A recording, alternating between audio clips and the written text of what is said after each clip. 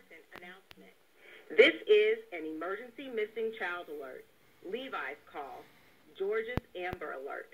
The DeKalb County Police Department and the Georgia Bureau of Investigation are looking for a Gold 2005 Ford Escape Georgia license tag PXJ1478.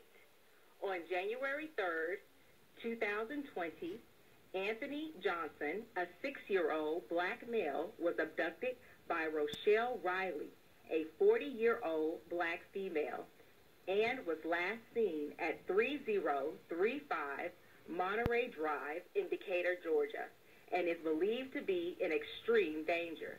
If you have any information on the whereabouts of Anthony Johnson or the Gold Ford Escape Georgia license tag PXJ1478, please dial 911.